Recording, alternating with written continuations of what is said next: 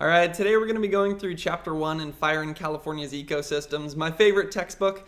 And what I did is I basically summarized Chapter 1, which is all about California fire history, in a 1-minute video.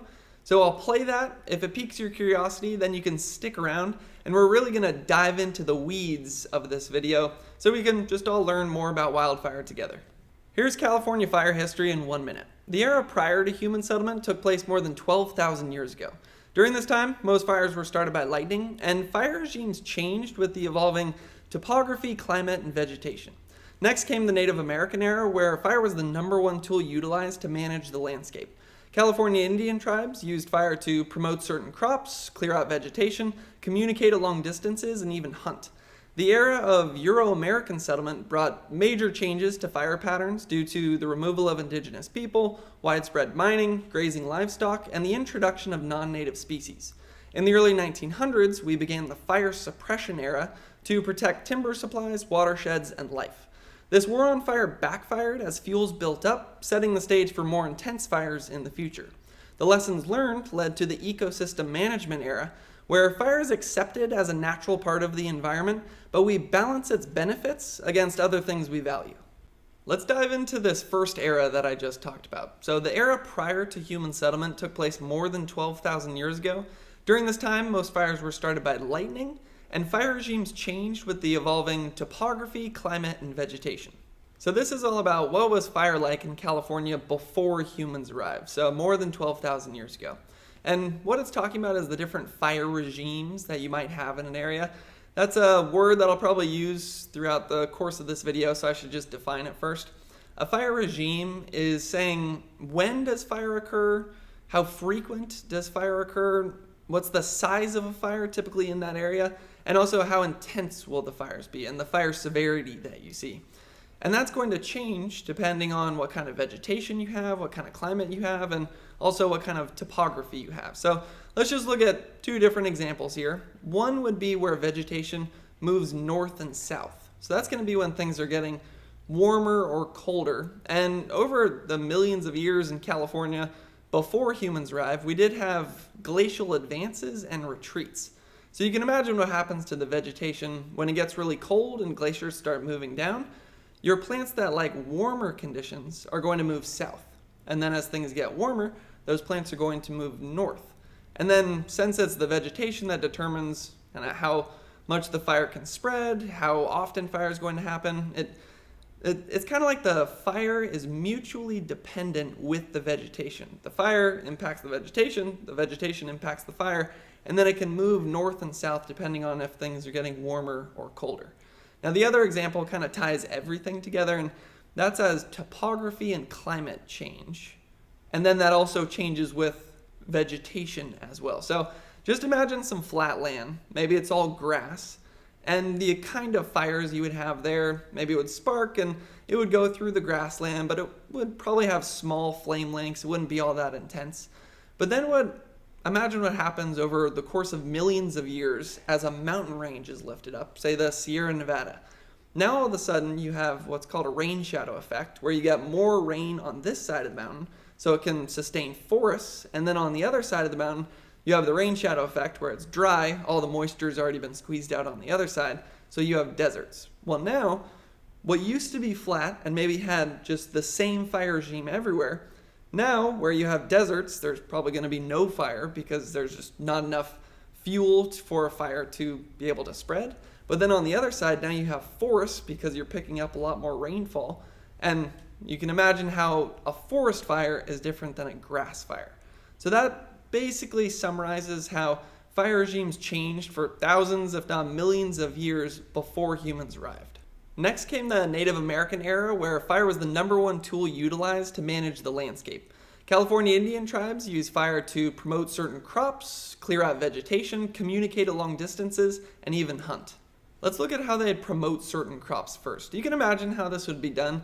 They would burn off crops that they didn't like, and then they'd plant the seeds of the crops that they did like, and this was to their advantage because then more of the crops around them were crops that were useful to them. Now another thing that they could do is burn off maybe brush or things that grazing animals wouldn't like and promote grasslands. So then more grazing animals would come in and then they could hunt those animals.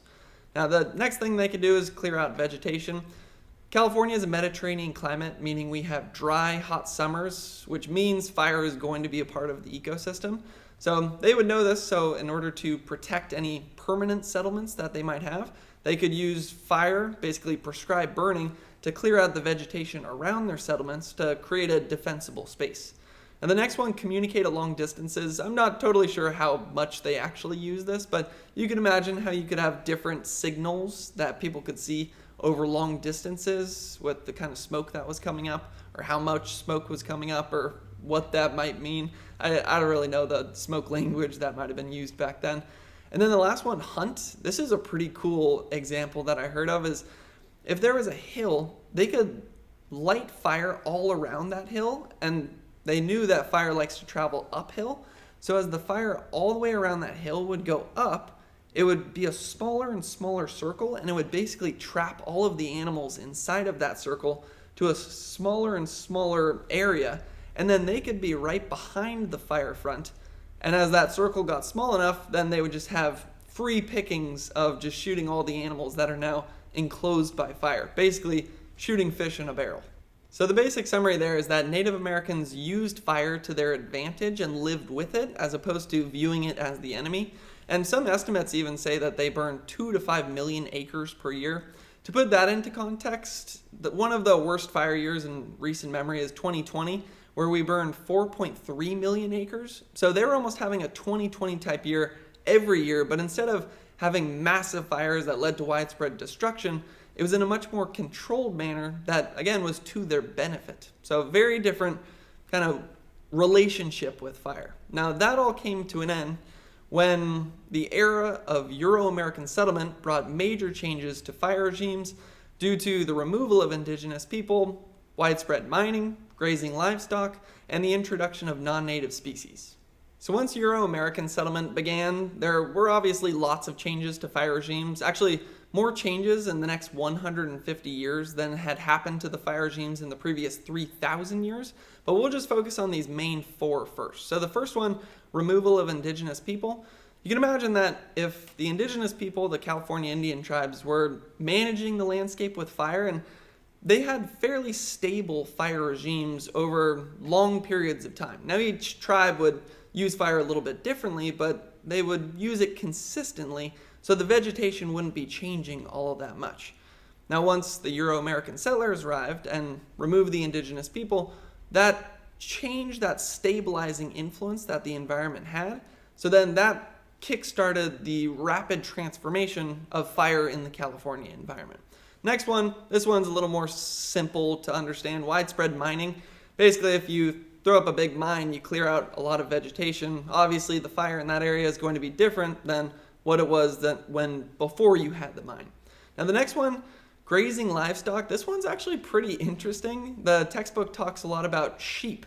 So I never really thought about this, but when you have sheep, they're going to eat a lot of the vegetation that's close to the ground. And it's usually that ground vegetation that fire requires in order to spread. So if the sheep eat all of that, then now fire can't spread as rapidly. So on one hand, you might view that as a good thing because there's going to be less fire. It's not going to be as frequent. But it also could be a bad thing in the long run because with less frequent fire, then the fuels are able to build up even more. So then when you have a fire, it's going to be a lot bigger. So interesting impact from sheep. You kind of see the influence of this idea in our world today where I've heard it's more used with goats. They'll bring goats up on a mountain and they'll eat some stuff, and that reduces your chances of a fire occurring. So we're kind of taking a playbook from the early Euro-American settlers. And then the last one, introduction of non-native species. Think of this as plants that aren't natural to California, native to California. And some of the changes that we see here is an extension of the fire season and an increase in the intensity of fire. The reason for that is you're just having larger fuel loads with some of these new plants coming in, and some of the non-native grasses were curing earlier in the season. They were drying out earlier than the native grasses would. So then you can now get fires earlier in the year. Now, that might be a little wordy, but I wanted to include that just because I thought that was interesting, because I've always only thought of the fire season extending as things are getting hotter and drier. but the fire season can also extend as non-native species move in that can burn at longer periods of the year or have more biomass, so then fires could be sustained over a longer period of time. Hopefully that made sense. I thought that was pretty interesting. Now, as I've been talking, one question that might have popped up in your mind is, how do we know what fire was like hundreds of years ago, if not thousands of years ago? But there are some different techniques in recent history. We obviously have great data. We have remote sensing, satellite imagery, CAL FIRE reports, exact acreage that's been mapped. So recent data, very good. Then as you go further back in time, it's going to become less accurate, but we do have some strategies. Recent history, you could look at newspaper articles or tree ring data.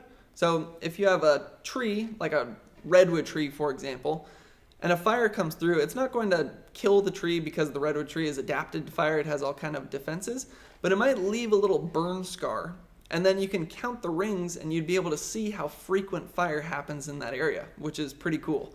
Now, some other strategies, lake sediment. So you can almost think of your lakes like a timeline where you could take a core sample out of that, and then you could see where charcoal was deposited. You could also see what kind of pollen is in the lake sediment. That could tell you what kind of vegetation you had at the time. And since vegetation and fire regimes are mutually dependent, that could give you an idea of what fire was like at the time as well.